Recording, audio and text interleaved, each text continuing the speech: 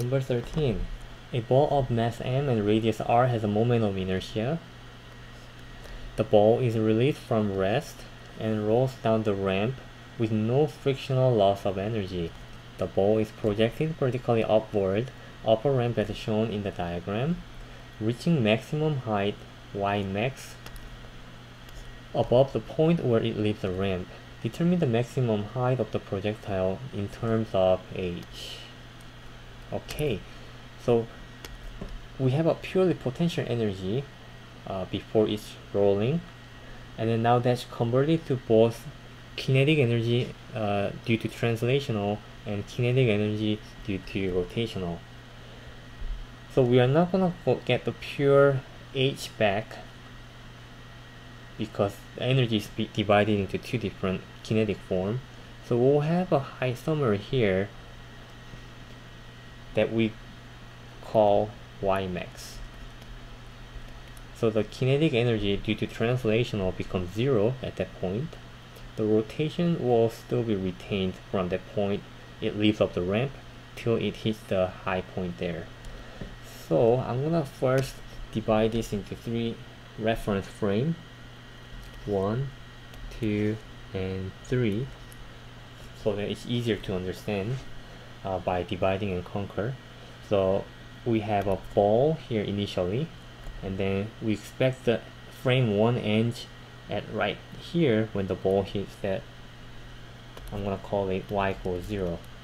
Okay, it's not really y equals 0 if you want to call the very bottom ground to be 0, but you will see how the frame 2 is very irrelevant to our calculation. So let me first start out with conservation energy equation. We have purely potential energy initially, and then now that's being converted to kinetic energy. So just by convention I will write down the necessary equipment, rotational, and you have translational.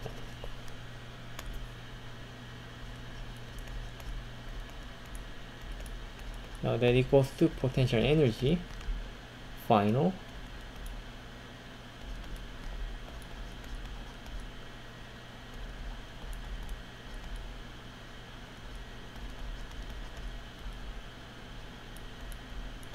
okay, we can ignore this because the problem said it was initially at rest. And also when it hits the final state of the frame 1, the height is 0, so I can make that equal to 0 as well. So that leaves me only the initial potential energy, mgh. Okay, change in height is from that point to bottom point of our reference. mgh equals kinetic energy rotational. That is by definition 1/2 moment of inertia times the angular velocity squared plus 1/2, for our translational kinetic energy it becomes 1/2 mv squared. Okay, so now I have to convert that moment of inertia and the angular velocity in terms of more translational kinetic energy form, and to do that they already gave us the moment of inertia, to be 2/5 m and then r squared, and that angular velocity must be converted as well. So if you remember the v equals r angular velocity, you can now just divide it by r. So angular velocity equals v over r, and they want the velocity squared, therefore I have to square both sides, and then now I can plug this in to here. So v squared over r squared, okay, plus 1/2 mv squared, and you have to set that equal to mgh, our initial potential energy. Now let's cancel out any terms that we don't need. 2's can cancel out, also r squared can cancel out, and the mass can cancel out on both sides of the equation. So now if I simplify it, I have GH equal V squared over 5 plus V squared over 2. Okay, I can have a common denominator as 10. So 5V squared plus, no, 2V squared and then 5V squared. So I get 7V squared. And then that's equal to GH. But notice that we have to find the answer in terms of H. That means we have to leave this in our answer form. Therefore, you can kind of predict that we are looking for the V squared here. So let me refine that by multiplying both sides of the equation by 10 over 7. So you get V squared equal 10 over 7 GH. Okay, we're gonna use it later for our third frame here. Now let me explain what happened in the second frame. Okay. So another key to solve the second part is that, there's no frictional loss of energy. What it means is that the potential energy from that reference height, sure, that's gonna be converted to kinetic energy of translational and the kinetic energy of rotational, but it's gonna go back to our original potential energy we had earlier. So in other words, they just cancel out, so you can just ignore the second frame here. Okay, so let me, all the equation that we've been doing so far is only one, so let me use different color.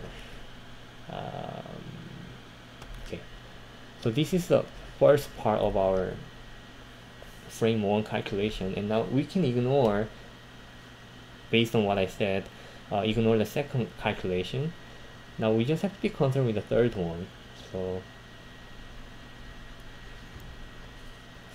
that thing you can ignore.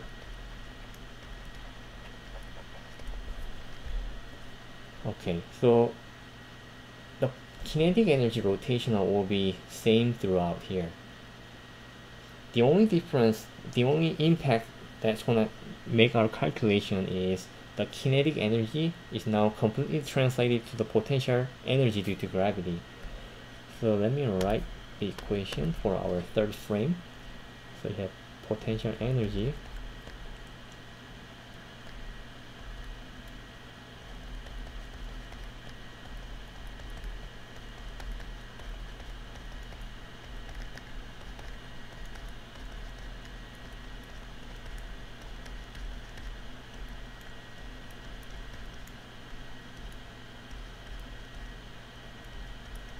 Okay, so what I mean is the rotational kinetic energy can simply be cancelled out because there's no change in going on from this motion to that motion, and but potential energy is initially 0 because I set that to be our y equals 0 frame, so you can ignore that as well. And kinetic energy initial, now that's important, that's what converts our kinetic energy that's what converts to our potential energy due to gravity in the final form. And when the ball goes on the top, it's not moving. Okay, so you can also ignore this to be 0. So ultimately we get 1/2 mv squared equal mg y max. Okay. So mass can cancel out, and we want to find the y max.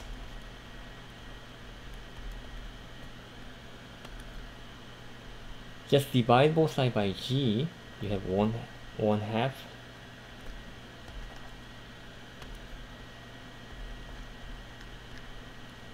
v squared over g. Okay, we have v squared earlier, this part, 10 over 7 times g times h. That now displays our v squared here. So you get 1/2 times 10/7 gh times that 1/g. And notice how g cancel out, and then 2 can cancel out and makes the 10 to be 5. So I have 5h/7. That's our answer.